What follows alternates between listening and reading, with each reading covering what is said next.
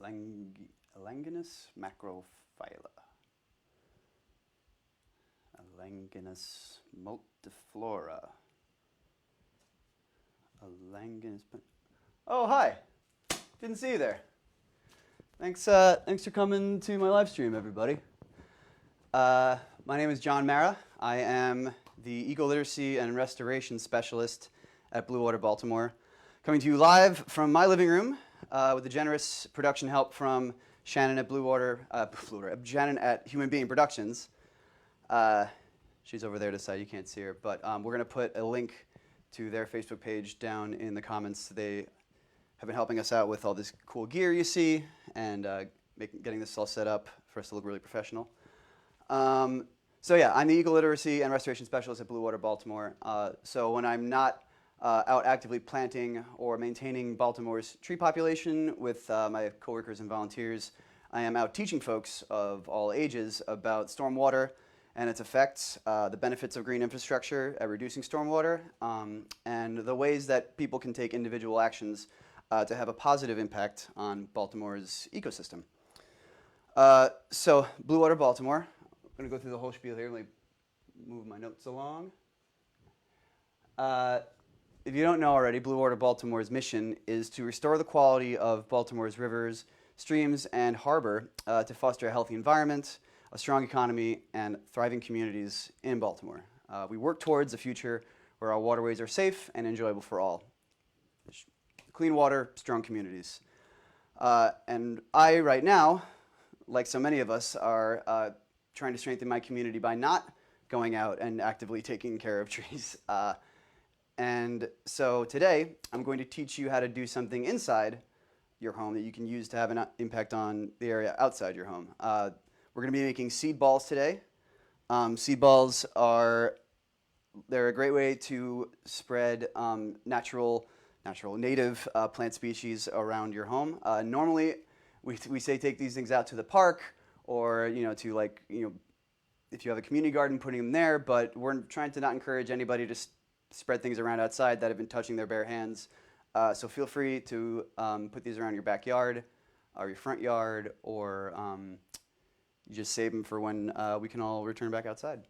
This live stream is going to take about 15 minutes, and I will be showing you all the various steps in order to do it. So let's get started here. First, we've got our leaf and humus compost. You can use potting soil as well. That's one part of the equation here. Water, obviously, is going to bind that together. Our seed mix, this is a seed mix here we got from the Herring Run Nursery. As you know, the Herring Run Nursery is currently closed at the moment, and we're not taking online orders. However, we are still accepting donations, and we are selling gift cards, which you can use when the nursery reopens. And you can use it to buy things like the various types of flowers that are in this seed mix. The seed mix has a bunch of different flowers that are going to bloom from spring through summer through fall. I know there's some zizias and beard tongue in here for the spring, black-eyed Susan for the summer, and then you've got your asters for the fall there. There's a lot more than just that in here. I would list them all, but it's about this long. So this, like I said, these are the types of flowers you could get at the Herring Run Nursery. So we hope after all this is over, you'll keep them in your thoughts.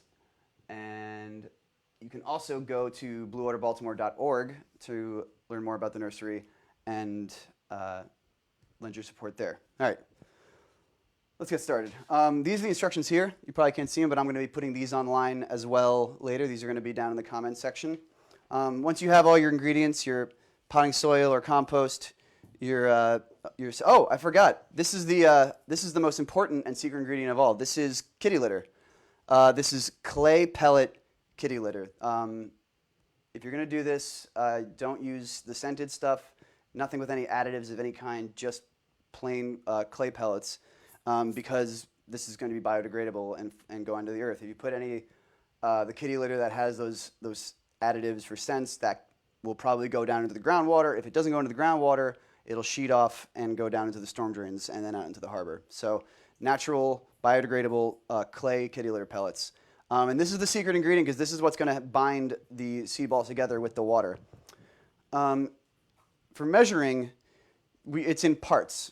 So depending on how much of a batch you want to make, you can use, I'm going to be using these little Dixie cups that I reuse for each one of these workshops. If you've been getting takeout from local restaurants and supporting them, you can use sauce ramekin. If you've got just measuring cups in your kitchen, that works fine too. Just make sure that you're using the same ratio with each one. So the same size cup for each ingredient. And you're going to want to do one, actually I'll put them on this side so the camera can see them. 1, 2, 3 cups of potting soil, 3 parts potting soil. 1, 2, 3 parts kitty litter. You're going to do 1 part seeds, and you're going to do 2 parts of water. And you can add these together in any order you like as long as you put the water in last. So I'm going to start going with this. All right, so there's one. I brought a knife out to like level it off because it is kind of like baking, but that's pretty good. You just want to make sure you have a level amount. So that's my 1.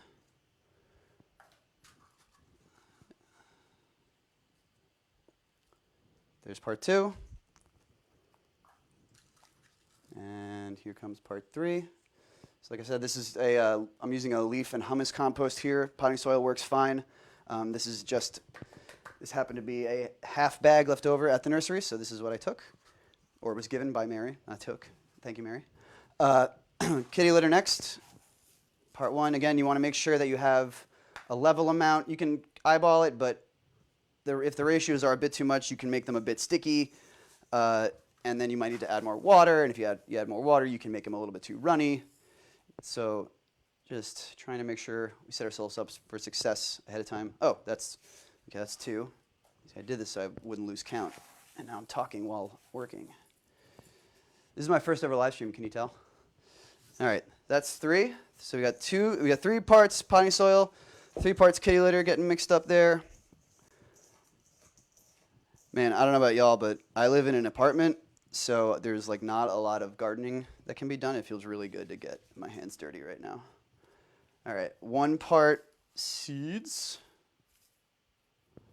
This is a little trickier because these are they kind of overflow the cup, and you can kind of pack them in there, and I'm going to pack them in there right now because I want these things to really, really burst and bloom through the seasons. So yeah, when you put these outside, you're going to just let nature do its thing. The rain is going to be what waters it. The sun is going to be what keeps it healthy, and the soil ball will start to break apart over time and release the seeds. You'll see. All right, so we've got our seeds in here now, mixing it up, getting our batter together, as it were. All right, and now for the water. So when I do this, when I was doing it at the Enoch Pratt Library, I was doing this with little kids, and they would always just, they dump their water right in because they want to get mucky, which is fine. I like to add the first cup just straight in, and then slowly add the second one because you need to make sure the moisture is distributed evenly throughout the mixture, or else you get these little like dry pockets. It's like baking a cake, or bread. Anything you add water or flour, you want to make sure all the air or the dust pockets are out. Or maybe if you've ever made instant hot chocolate, and it makes those little bubbles of the powder. I'm trying to make sure I have a reference point for everybody. Okay, so this is our good sticky mix. This is pretty good. You can see it's already starting to clump up together. That is the water and the kitty litter reacting. You can see it's already getting all over my hands. So what you're going to want to do here, just shove my materials out of the way. You can use, as you see, I have my butcher paper spread out. You can just use that. But because I'm in my living room and at home, I'm going to cheat and use a rack from our kitchen. And then you're just going to want to start making these into little balls. You're making these little meatball-sized balls right there. Put them out. You're going to want to let them dry first before you spread them around outside. So again, if you're going to put these in your backyard, maybe wait a couple days. You can, when they're done, they should make little like rock noises when you bonk them against a table or something. I neglected to mention that in addition to kitty litter to make these things sticky and hold together, if there's any artists out there that happen to have clay powder lying around, you can use that as well. And I have heard and witnessed from some friends, clay powder actually is really good if you want to try to make it into shapes. So if I'm just doing these rudimentary little meatballs today for our seed ball demonstration. But I have seen people make little sculptures, sort of like whatchamacallit, it's almost like chia pets. Yeah, so you can see this makes quite a few of these little balls. I haven't even gotten halfway through the mixture yet. You can make them whatever size you want. I'm trying to stick to these small sizes because they're easier to distribute, and they'll break down faster, which will release the seeds faster. If you make a giant like snowball sized one, it might take a while, or it might look really cool. You know, it's like you have like the seeds are all bursting out of the size of the little sphere. I'm gonna go two-handed now because we're coming up. It's only been about 10 minutes so far. This is a great activity to do with kids, obviously.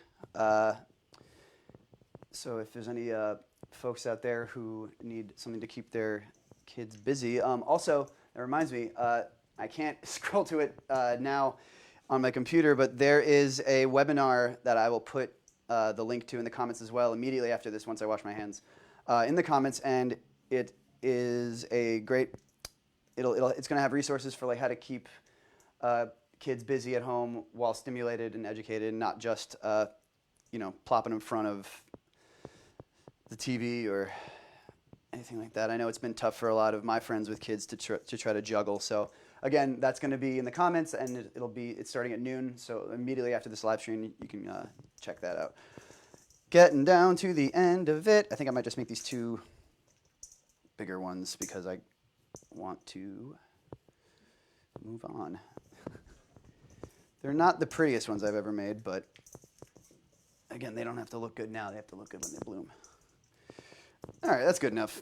I'll mess with these later. So there you have it. These are this is your seed bombs. Again, let them dry for a couple of days until they get nice and hard, and then like I said, put them out in your backyard. I don't see why you couldn't put them in planter boxes and just watch them every day. And now in true Julia Child fashion, here is a box of the end product. These are even tinier. These seed balls, as you see, you can make them any size, but they do sort of look like little Munchkin donut holes.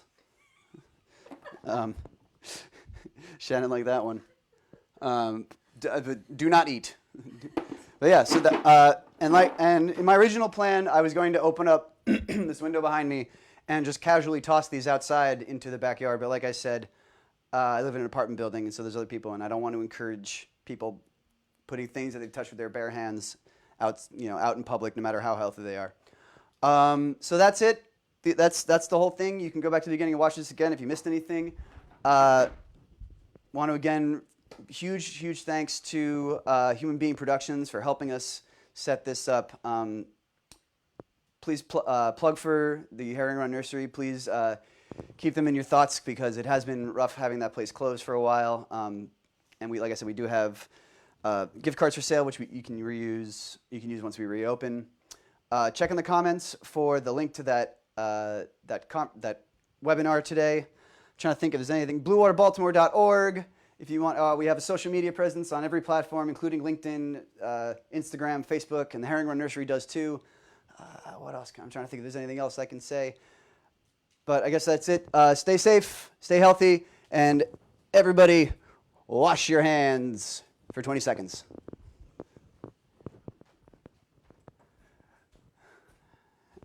How'd I do?